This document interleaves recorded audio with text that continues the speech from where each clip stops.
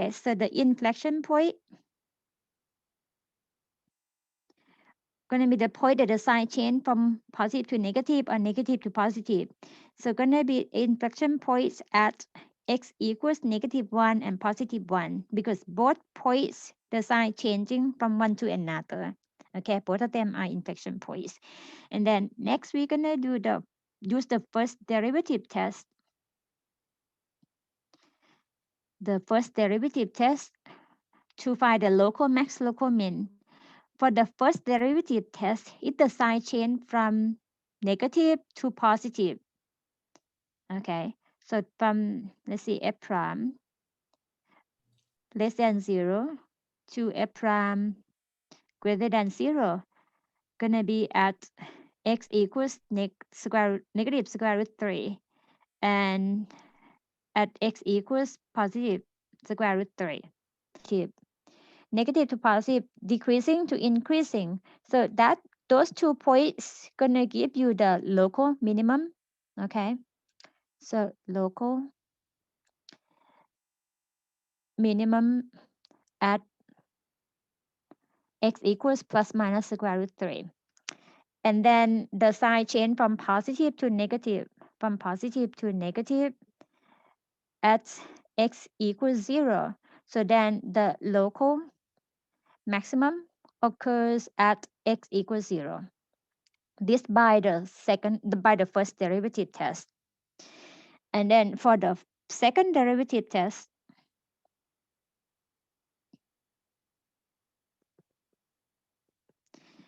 the second derivative test is based on the critical numbers that you find from the f prime.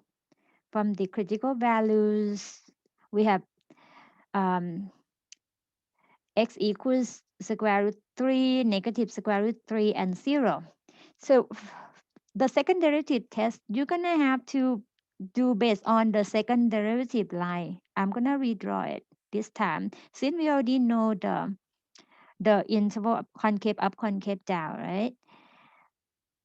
So I'm going to break them up here, here, and this is concave, concave. I use CU as concave up, CD as concave down, and CU concave up based on the one that we did earlier. Okay, now we're going to locate the critical numbers. We know this is -1, this is +1. So square root 3 is greater than 1. So square root 3 will be on the right hand interval.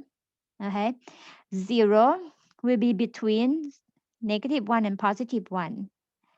Negative square root 3 is on the left interval. So you see here, the negative square root 3 on the left, 0 in the middle, and square root 3 on the right. For the second derivative test, the concave up, that means I'm happy. I use the same symbol here. Oh, this is concave up.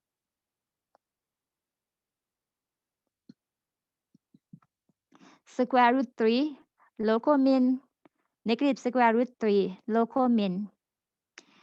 0, concave down, local max. So local max. So by the second derivative test, give the same result as the first derivative test, but you have to do more work as you have to find the second derivative. Okay, let's see.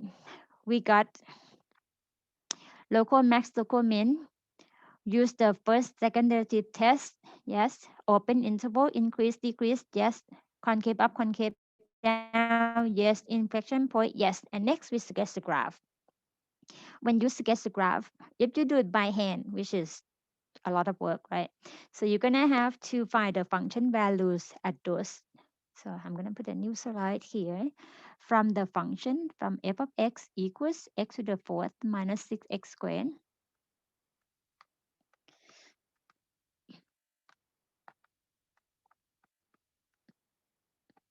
Okay, let's see.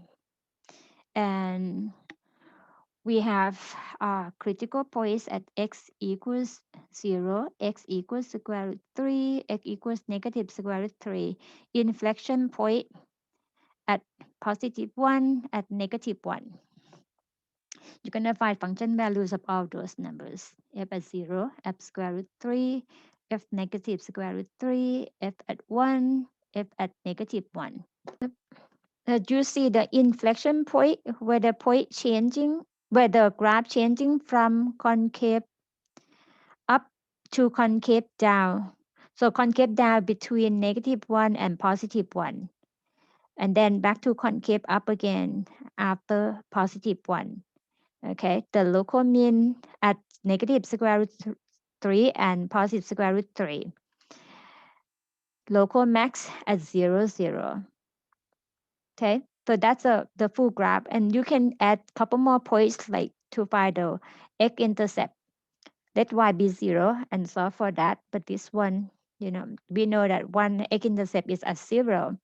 And next you have to solve the for the square root of the 6. So which is negative 2.4 and positive 2.4 something.